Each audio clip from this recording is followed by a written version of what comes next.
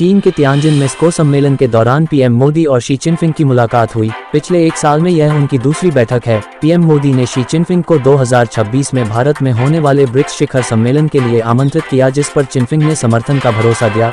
दिल्ली विकास प्राधिकरण DDA licence शुल्क के आधार पर 200 से ज्यादा प्रीमियम संपत्तियों की नीलामी कर रहा है।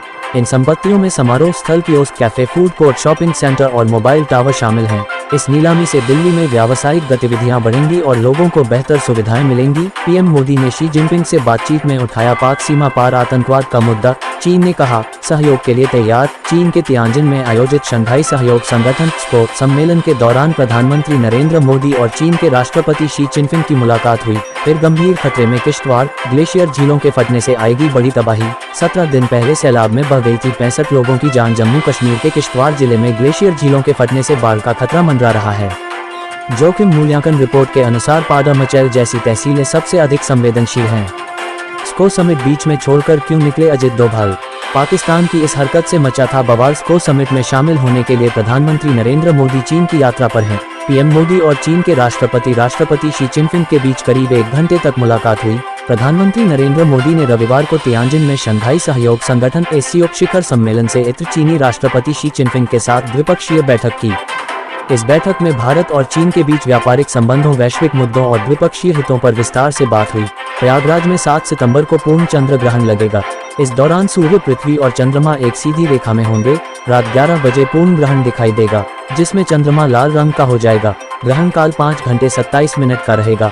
अगला पूर्ण चंद्र ग्रहण 3 मार्च 2026 को होगा। अमित शाह पर टिप्पणी कर बुरी फंसी TMC सांसद महुआ मोइत्रा। पुलिस ने फर्जी दर्ज। पिछले दिनों तृणमूल कांग्रेस की सांसद महुआ मोइत्रा ने गृह मंत्री अमित शाह के खिलाफ एक बयान दिया था, जिसकी बीजेपी ने जमकर आलोचना की थी। LPG गैस सिलेंडरों के दाम एक बार फिर कम हो गए हैं। इस बार कीमतें 51 रुपये तक कम कर दी गई है। लोगों की सुविधा को ध्यान में रखते हुए ऑयल मार्केटिंग कंपनियों ने ये बदलाव किया है। हालांकि यह कटौती केवल 19 किलोग्राम के कॉमर्शियल गैस सिलेंडरों में की गई है। मेरठ रिजर्व पुलिस लाइन में रविवार को एक सरकारी आवास की छत गिरने से हड़कंप मच गया। पुलिस विभाग के ट्रेलर ओमकार और उनके परिवार के 8 सदस्य मलबे में दब गए। आसपास के पुलिसकर्मियों ने उन्हें सुरक्षित निकाला, जिनमें ट्रेलर समेत 5 लोग घायल हुए हैं। ADG भानु भास्कर और SSP डॉक्टर विपिन ताडा ने घटनास्थल का दौरा किया और मामले की जानकारी ली।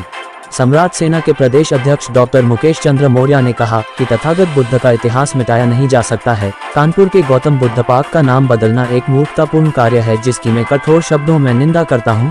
यूपी के रायबरेली में जाति विशेष को गाली देने वाला आशीष तिवारी रायबरेली प्रशासन द्वारा गिरफ्तार कर जेल भेज दिया है। ऐसे अभी कई लोगों की गिरफ्तारी होने वाली है। रामायण टीवी सीरियल के डायरेक्टर रामानंद सागर के बड़े बेटे प्रेम सागर का 84 साल की उम्र में निधन हो गया है। उन्होंने दूरदर्शन के कल्ट शो विक्रम और बेताल जैसी कई धारावाहिकों को निर्माण किया था। बाली से ब्रिस्बेन जा रही वर्जिन ऑस्ट्रेलिया की फ्लाइट में टॉयलेट खराब होने से यात्रियों को बोतलों में पेशाब करने पर मजबूर होना पड़ा। यात्रियों को बदबू और शर्मिंदगी का सामना करना पड़ा। अमेरिकी राष्ट्रपति डोनाल्ड ट्रंप ने नोबेल शांति पुरस्कार की इच्छा जताई है।